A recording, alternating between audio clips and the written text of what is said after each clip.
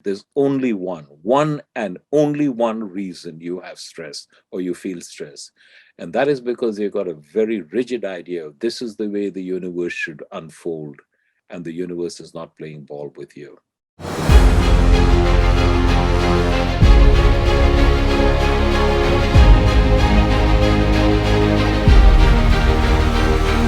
Welcome to the Payal Nanjiani Leadership Podcast. This is your host, Payal Nanjiani, and I am delighted to introduce our guest for today, Dr. Srikumar Rao. Dr. Rao has been amongst the highest rated and most popular professors at many of the world's top business schools. His work has been featured in major media worldwide, and his TED Talk has been viewed by millions on different sites. Dr. Rao has helped thousands of entrepreneurs and executives worldwide achieve a quantum breakthrough in their personal and professional lives. And he has helped them reach entirely new orbits of success and accomplishments. And they have done so while rediscovering joy in life and genuine, unadulterated happiness. Wow. And Dr. Rao is here with us today to talk to us about how to eliminate stress and cultivate extreme resilience. Dr. Rao, welcome to the Payal Nanjiani Leadership Podcast. It is such a privilege to have you here amongst us. Thank you, Payal. It's my pleasure to be with you. Thank you. And you have chosen a topic which is so relevant to these times. In fact, not just in the pandemic. I think in the lives of leaders, this is a topic that is important every time throughout throughout their career life. So before we dive into the main focus of our discussion, I'm sure our global listeners would love to know, they would love to know more about you, to get to know your backstory. How did you get to do what you're doing? And I've had some fantastic discussion with you even early on. So would love to share that here. All right, let me give this to you very quickly. I graduated from the Indian Institute of Management, Ahmedabad, came to Columbia to do my PhD, went into corporate America and was tremendously successful. Career took off like a rocket, got burnt out by corporate politics, thought I'd go to universities where there is no politics, was Uh-huh. sadly mistaken. Politics is alive and well. Then I went through a down phase where I thought, gee, I had such a wonderful early career. I blew it all, and now I'm stuck and can't get out, and oh, woe is me. So, feeling very sorry for myself. All my life, I'd been doing a lot of reading, mystical biography, spiritual autobiography, took me to a wonderful place, came back to the real world, and it sucked. And I remember thinking, if all of this is useful only if you're sitting quietly thinking peaceful thoughts, but not when you came to the hurly burly, then it's actually useless. Somehow I knew that wasn't true. I knew that this was very valuable, maybe even the only thing that was valuable. I just hadn't figured out how to make use of it. So one day I got a bright idea, which is why don't I take the teachings of the world's great masters, strip them of religious, cultural, and other connotations, and adapt them into exercises that would be acceptable to intelligent people in a post industrial society. So the thought of doing that made me come alive. So I created that course. It did well. I moved it to Columbia Business School in 1999 and it exploded. It was the only course at Columbia which was a university-wide draw. Students from Wow. all over, business school, law school, School of International Public Affairs, Teachers College, journalism. And then it spread by word of mouth. Students from London Business School came to Columbia on exchange and they went back and said, this is a great course, you got to have it. So it traveled. So I taught it at Columbia, at London Business School, at Kellogg, at Berkeley, at Imperial College. And now I teach it privately. I was teaching it in New York, London, and San Francisco. But since the pandemic, it's virtual. And it's doing so well that I don't know if I will go back to the live version again. Who knows? We'll deal with that as we go through. And in the media, in the meantime, it got a tremendous amount of publicity. It was written up in the New York Times, the Wall Street Journal, Fortune, Forbes, business, every major business publication in the United North America and in the UK has covered it at one point or the other. And my coaching business came from that. I have a very specific coaching niche, actually. I coach individuals who are already highly successful but who really want to, as Steve Jobs would put it, leave a dent in the universe, who have to have tremendous impact. But at the same time, they're also aware that they are on a spiritual journey and they explicitly want to to develop that side of them. And most such persons have the misconception that, I can either go out and be a business titan or I can sit and meditate and develop spiritually. And the two are somehow in conflict. Mhm. They really aren't in conflict. Your job as a business titan and you're achieving gargantuan success is actually your spiritual path.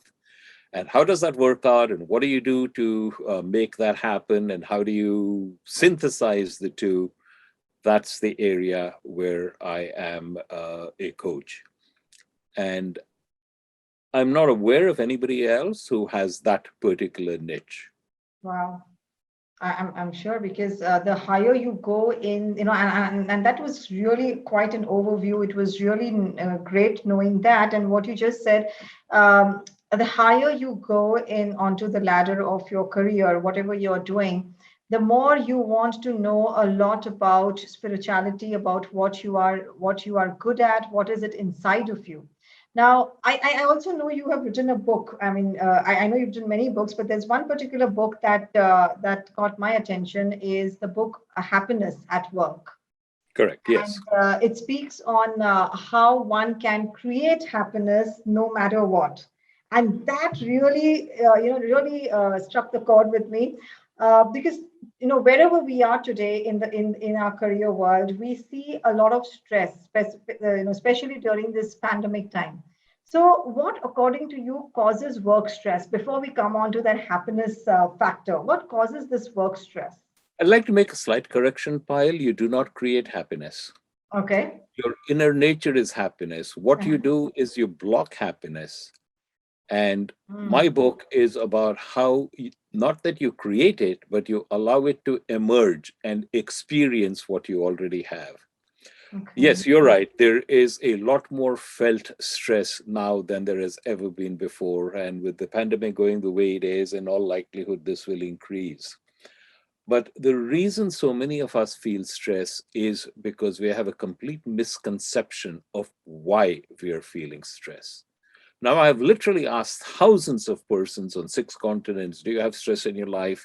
And most people say they're more stressed now in their life than ever before. And I asked them, why do you have stress? And they gave me a whole bunch of answers, but you can break them down into broad categories.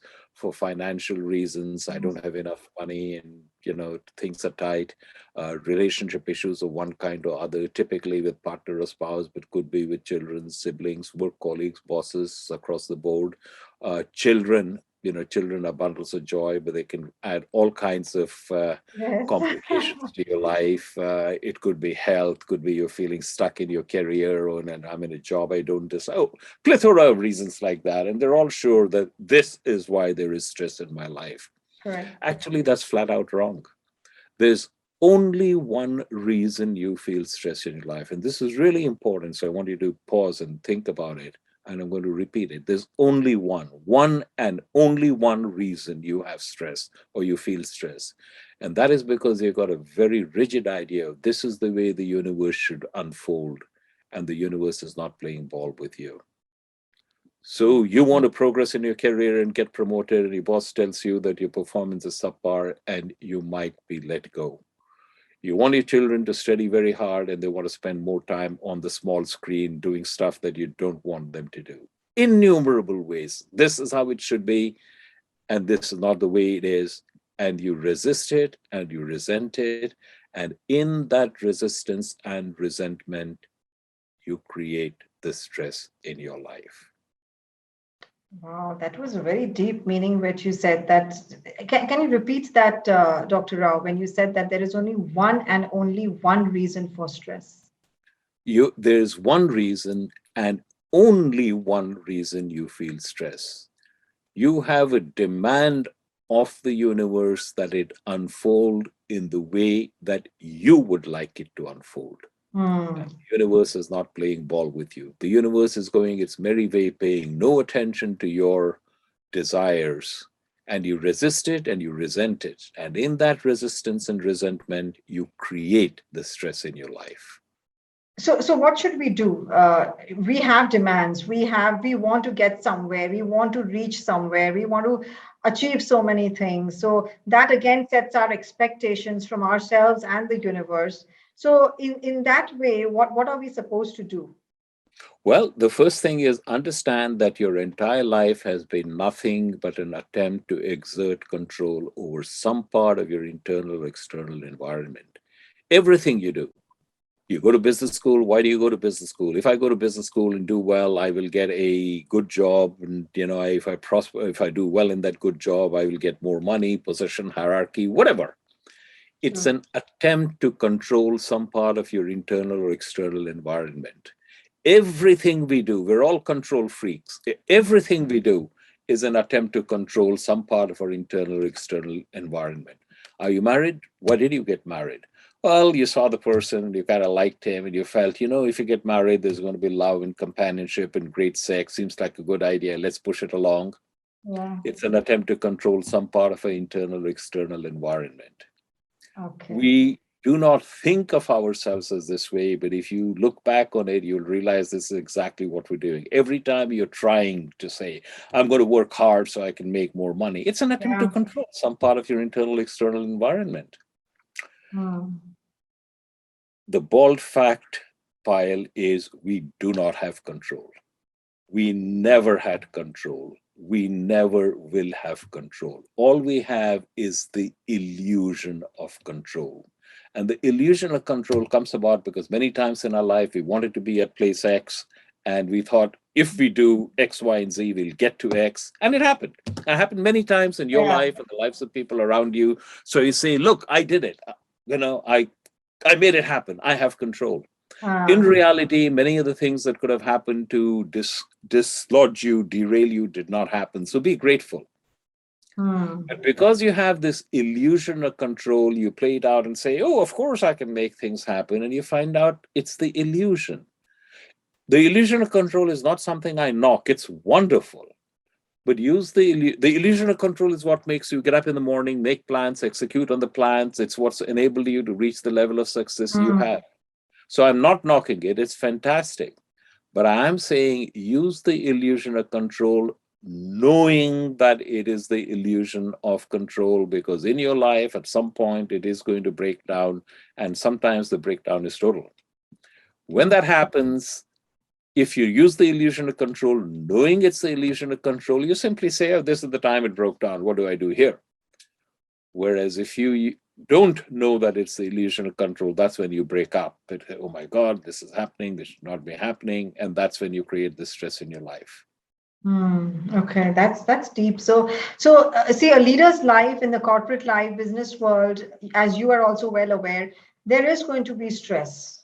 So how do we reduce No, that I stress? contest that. So what would you say to that? Should I there contest it very strongly. There is stress, I grant you, but there need not be stress. Mhm. And certainly I can testify, and I coach highly successful individuals. Many of them, I won't say they've eliminated it, but they've brought stress down to an incredible degree, something they would never even have imagined possible. so it's So you possible do not need to have, of course, it's possible to in any reduce stress. business environment that we are Oh, in. absolutely. Sure. Okay, so what are some of the strategies? How do we reduce that stress? If not eliminate, how do we bring that down? That's something we would love to hear from you, Dr. Rao. All right. Let me give you one. There's several methods. So let me give you one very powerful strategy. That is our habit of labeling stuff that happens. And Mhm. almost invariably, no matter what event occurs, we label it this is good or this is bad. And Mhm. generally, we tend to use the bad thing label 3 to 10 times as often as the good thing label. Now, I'd like you to reflect on something. No matter what the event is, no event causes suffering. Suffering begins the instant you label the event, oh my God, this is bad, this is terrible, I cannot bear it. Let's say you get fired. You Mhm. now have a lot of spare time. But the moment you say, oh my God, what's going to happen to me? Am I going to be able to meet my mortgage payments? I have these other expenses due. This is bad. And the moment you label it, this is bad, at that instant, suffering happens. It Mm. does not happen when you lose your job. It happens when you label it, this is bad.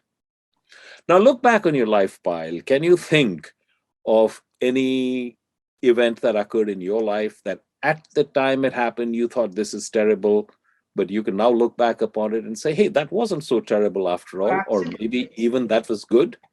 Absolutely. Absolutely.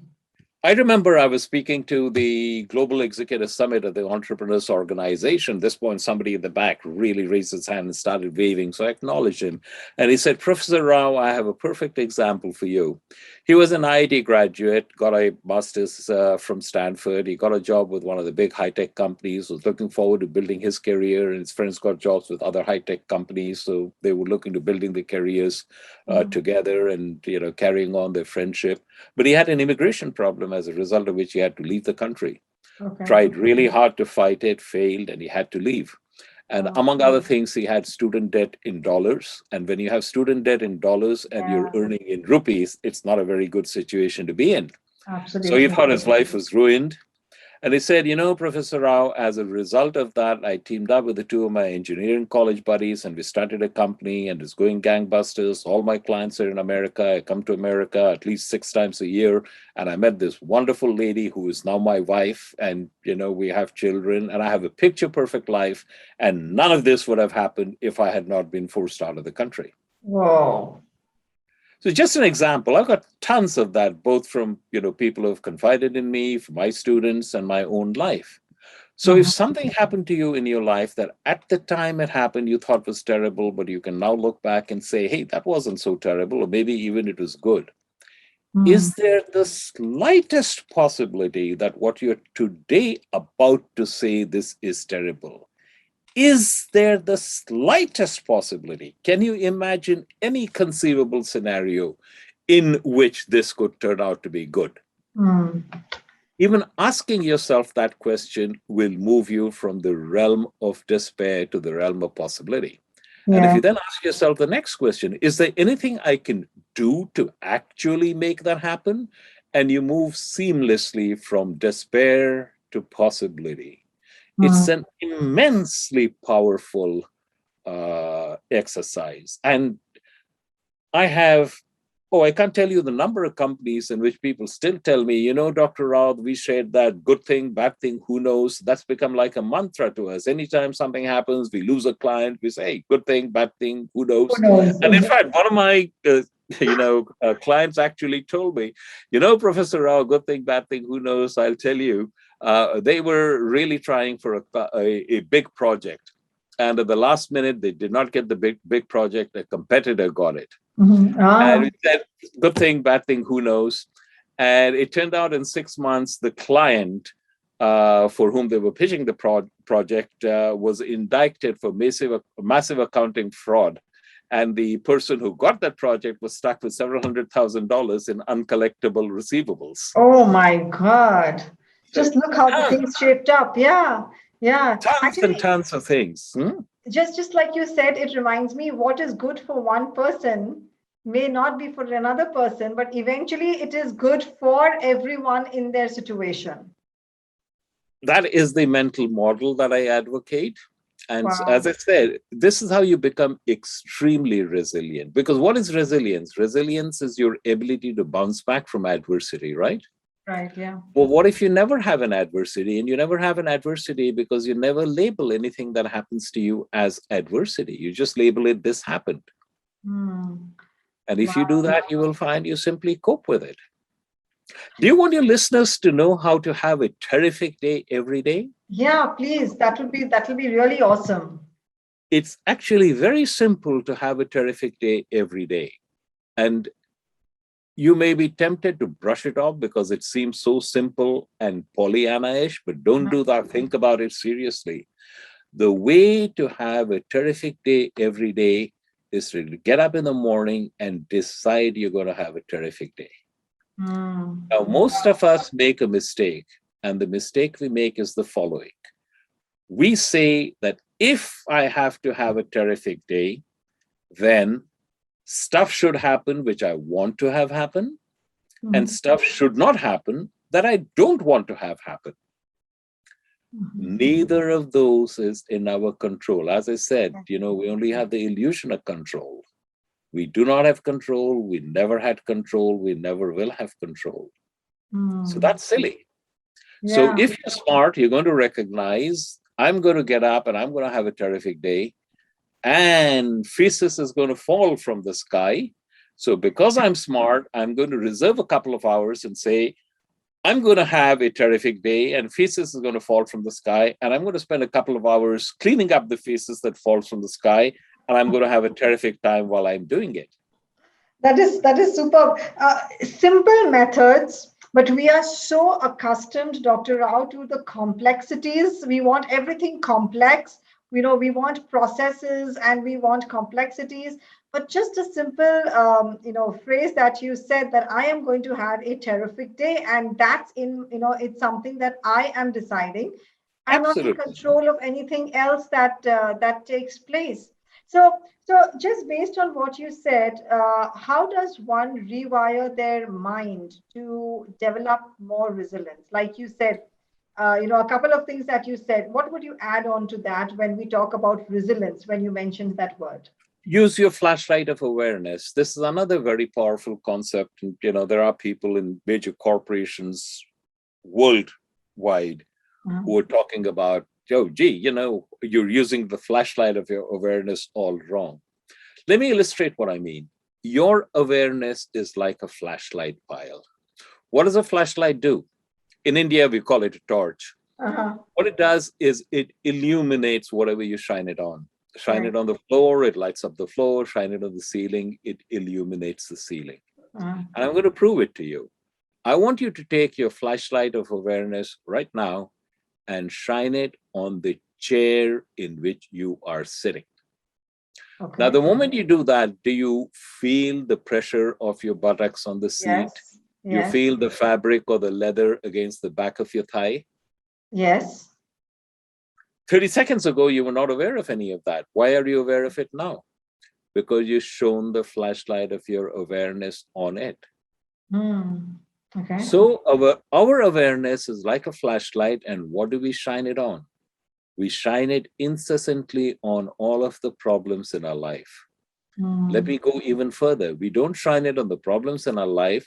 We shine it on what we think are the problems in our lives. And Okay. what about the tremendous bounty in your life? You never shine the flashlight of your awareness on that. Yeah. Do you True. have to bother about whether you're going to have dinner tonight? Do you have a bed to sleep in? Do you have a Yeah. roof over your head? Hmm. What about all of that? You realize that that's a big deal We in take it much. for granted. Yes. So all of those things slip by unnoticed because you never shine the flashlight of your awareness on them. Hmm. Lousy strategy. Consciously shine the flashlight of awareness on the 30, 40, 50, 200 things which are pretty damn good in your life. Oh, I think we just take Shine that on the for fact that you granted. have water to drink. Do you have food to eat? Yeah, absolutely. And we have jobs. We have we think about, oh my God, I don't have this position, this title, but we have the job. We are secured right now. We are working towards something. And like you said, even the little things in our lives which we consider little are a lot. But we don't Exactly. spotlight. We So don't spotlight that flashlight. exactly correct. So shine the flashlight of your awareness on that, and that will lead to a deep feeling of gratitude. I advocate doing this last thing at night before you do go to bed for sure. When you get up in the morning, don't go immediately to the space of, oh my God, there's too much to do and I don't have enough time to do it all. Shine the flashlight of your awareness on the many, many, many things that are wonderful in your life. And as you go through the day, continue repeating this process. It Wow. is my hope that you and everybody else who's listening to this will eventually get to the point where your default emotional domain is appreciation and gratitude. Oh, And wow. the wonderful thing about that pile, and the reason I would like that to happen for you, is when you're in the default emotional domain of appreciation and gratitude, you're not angry, you're not nervous, you're not fearful, you're not anxious. The two cannot coexist. Hmm. And if you succeed in doing it, even in a desultory, half hearted fashion, you will find the stress in your life is very, very, very greatly diminished. Hmm. And again, it's a simple process, Dr. Rao, that you mentioned, and so doable by anybody, Of course whether it you is. are a CEO or an individual contributor, whether you are a janitor, whatever, whoever you are, a teacher. Anywhere, It's yes. just doable by everyone. So, are these some elements you had mentioned in the start of the conversation about your virtual course? Are these the elements that are Oh covered yes, in all there? of these are definitely parts of my virtual course. We go Okay. much deeper, of course, because we have, and of course, I'm going to mention what it is, but it's really too complex to go in a session like ours. But I do talk about the nature of reality. Who are we really? We have a complete misconception of who we are and what we are doing and our role in the universe. Just as we have a misconception about what causes us stress, we Mhm. also have a misconception of who we are and what the world is like. Yeah. And I never tell anyone this is it, because who am I to tell them this is it? But I do pose questions and let them discover for themselves that what most people believe is flat out wrong. Mhm. And my course profoundly changes lives. And as I said before, none of it is due to me because they're not my ideas. I've Mhm. simply taken the ideas of the world's greatest masters who completely understood the human predicament, and I've Mhm. simply translated what they said into terms which are acceptable to intelligent people in a post industrial society. The world's great masters always knew the human predicament and they knew how to Yeah. solve it, but they spoke in and used examples which were pertinent to the time and geography that they were in. Mm. And modern, post industrial, educated persons may not necessarily relate to that. So, my job is a translator. I think Okay. I'm a pretty good translator, but that's all I Yeah. am. I'm a translator. And how often are these courses? They are virtual, right? They are virtual. In fact, I have a new course which is starting in less than a week. Mhm. And there will be other courses next year, but I'm not quite sure when they will be. Okay, okay, but that's nice. And I also heard you somewhere that you spoke about radiantly alive. Mhm. What does that mean? That term itself is so positive. Yes. I believe that you should wake up in the morning with your blood singing at the thought of being who you are and doing what you do. That as you go through the day, you come radiantly alive. You could almost go to your knees in involuntary gratitude of the tremendous good fortune that's bestowed with you. That there's so much joy in you that you can't contain it, and it kind of bursts out through your eyes, through your nose, through your pores. It's just good. Mhm. And I say that that is your natural state. And if Okay. you don't spend at least some time every day feeling this, then you're wasting your life. And life is altogether too short for you to True, waste. true. So every morning you feel that one should be really alive Not and just every ready. morning, every minute Okay. of every day. That is the condition of our great sages. We Uh-huh. are not there, obviously, but we can always have that as a lodestar. Uh-huh. And the more you recognize that, the more you will find that you have glimpses of the elevated state in which they are. Okay. This is not an aspirational goal in the sense of I'm going to get there. Uh-huh. This is who you really are. When Uddalaka says in the Chandogya Tattvamasi, he's talking about that is your state. So Mhm. you don't have to achieve it. You have to release the obstacles that are blocking it. Hmm. Okay. And I'm going to come back to what you said. One is the elevated state, but I know your time is also very tight with meetings and everything, but I want to wrap this up with one question from where we started on your book. You mentioned that, look, Payal, happiness is our state. We are already in that state. We don't have to create it from outside. So, how does one condition their mind to be in that state? Because we've somehow lost it. We are so busy in our day to day corporate world that we've somehow missed it. And now we are trying to get that from outside, from somewhere. So, how do we And that is stay in that? your very question reveals the problem, Pyle, Mhm. because you're talking about how do we condition ourselves into that. You don't. Okay. You decondition yourself from that. Let me ask you a question. Have you ever confronted a scene of such spectacular beauty that it took you outside of yourself to a place of great calm and serenity? Perhaps the ocean, perhaps the rainbow, a Yes. beautiful mountain. We all Yes. have, right? Totally lost. Yes. Why did that happen? That happened because at that instant, somehow we accepted the universe exactly as it was and didn't place any demands on it. We didn't say that's a beautiful rainbow, but if I moved it 200 yards to the right, it would be so much better. We didn't Correct. say that's a beautiful valley, but the tree in the foreground has too many crooked branches, and you give me a chainsaw in 20 minutes and I'll fix it. No, the off center rainbow was perfect. The tree with the crooked branches absolutely belonged where it did. And the moment we accepted the universe exactly as it was, our habitual wanting self dropped away. And when it did, we didn't have to do anything to experience the happiness that's our nature. It came out. True. I'm positing to you right now that our life, right now, with all of the problems we have, our life right now, with all of the problems we think we have, is every bit as perfect.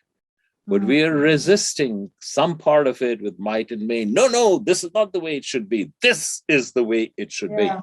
We force it. We want it that way. And in that resistance is the seed of our unhappiness. Okay, let me take a couple minutes and Sure. elaborate on something else. This is super important. We live our lives on the if then model. And the if then model basically says, if this happens, then I will be happy. True. If I get promoted, if I become CEO, if I have a bigger house, if my son gets into Harvard, if my son gets into Harvard and my neighbor's children don't make it to any of the Ivies, if this happens, then I Yeah. will be happy. That doesn't And come. of course, it doesn't work.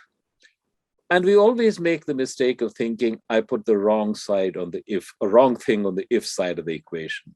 I thought if I got married, I would be happy. I now recognize I married the wrong person. So I should extricate myself from it with as little financial damage as possible and marry the right person, and then I will be happy.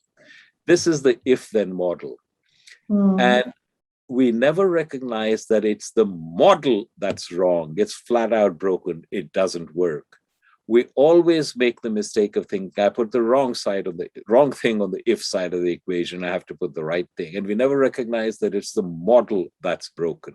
And once we start recognizing that it's the model that's broken, and this incidentally is also a part of what we cover in my program, then we recognize that the problem isn't that we put the wrong thing on the if side of the equation. The problem is the model itself is false. It doesn't work. Wow.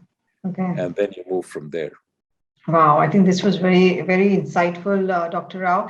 In fact, your conversation is such that I have more questions, but at the same time, I know how the time is clicking on us. But I must tell you, Dr. Rao, I feel so blessed that I had an opportunity to invite you, and you had this time to be on this podcast, because this is so much needed in our today's corporate world, where we want to hear on not just how we keep achieving all the time, but also there are other ways of of just bringing yourself, like you said, elevating yourself rather from inside rather than just outside on titles and positions.